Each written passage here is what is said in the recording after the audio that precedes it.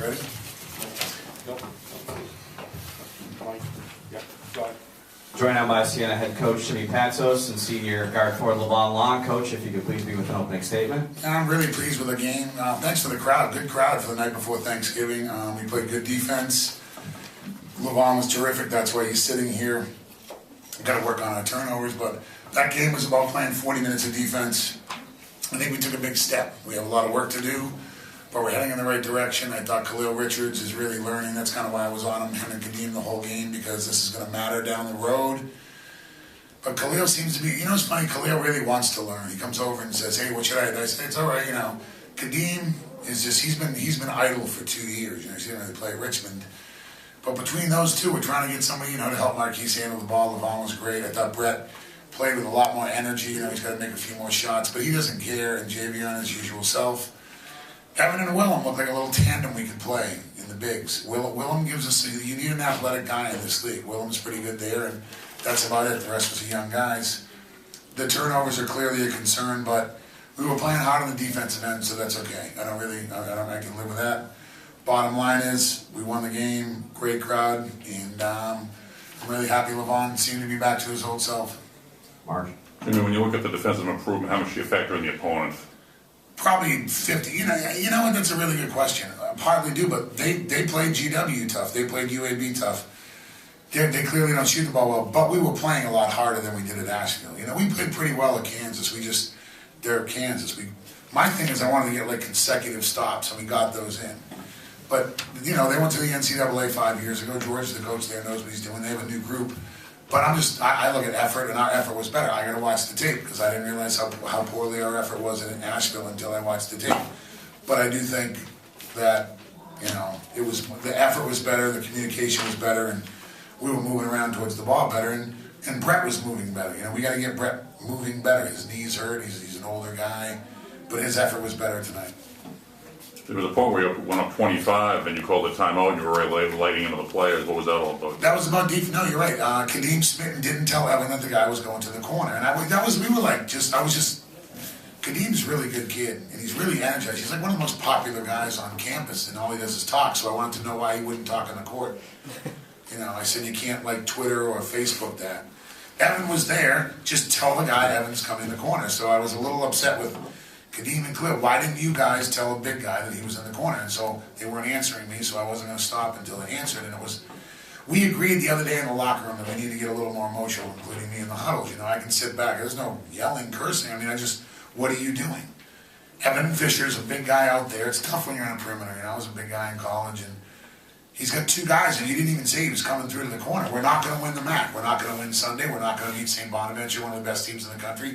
Hofstra's picked to win the CAA. Vermont's rolling along. Florida Gulf Coast only lost to Michigan State by 1. They're an NCAA team. UNC Asheville's an NCAA team. George Washington, a great trip. They won the NIT. Kansas, we're not going to beat any of these teams if we can't communicate. That's what the huddle was about. I told you guys, our goal is to be in here in March competing for the MAC title. We have to win games in the MAC. We have to this is what's being talked about in the huddle. We talked about the MAC. We talked about how lucky we are and grateful we are to play here. We have to talk on defense or we will go home again. I'm tired of going home in the MAC early. Jimmy, how important are meaningful minutes for your bench guys in a game like this? They're unbelievable because Nico Claire's coming back. Nico Claire's going to come back and come off the bench, but he's probably going to play 20, 28 minutes, and you can't spread those minutes out. It's Khalil and Kadeem. We have to see who can play out of those two. They can both play, I think, right, Lavon? Oh, yeah, for sure. But Kadeem seems to give us a little more energy in scoring, and then Kadeem's just got him like I was mad at Kadeem at the end because he's not in a position. First of all, Sammy Friday wasn't going to catch that ball. It's tough on Sammy, and we already had enough turnovers for the day where I didn't think we needed to have any more. But Kadeem's a great kid. Khalil's he's interesting. That guy wants to learn out there. He really wants to learn, and he really wants to try, and he loves starting, and wants Single Ace to write some more articles about him, and so he can really play badly. But no, he's really funny. He's a little he really wants to learn. He knows. He looked up who Ronald Moore was because he's the only picture we have from the old days in our locker room is Ronald Moore. It's just sort of because it was left there. We're not like that. We get team pictures. But Ronald Moore's pictures next to the 2 point guards' lockers because I'm like, this is a pretty easy example. He scored 1,000 points, but he was really tough with the ball, and he knew what he was doing all the time. He seemed to always be in the right place at the right time. I want Khalil to understand that, because he's a freshman. Kadeem's a little older. Any questions for Lavon? Yeah, Lavon, Jimmy said you were like your old self. Did you feel like your old self? And you just talk about your approach out there. Really, I just wanted to start off by just working hard. I felt like my game comes to me best when I'm not really focusing on the passing or scoring, just let the game come to me. Lavon, how would you compare the team's defensive effort to how it's been the last few games? I say it's one of our best. Down there, I hear everybody talking. We was rotating well, and it seemed like everybody really knew what we were doing. We were really playing Siena basketball. Lavon, I know you've played a couple of tough teams here, but nice to get a win and just kind of feel like you're going in the right direction. Put one in the W column. Definitely. I think a big goal for our team is not to lose any at home, and I think we started off pretty well, 2-0. Good goal. I like that goal. Jimmy? Taking your goals, Lavon.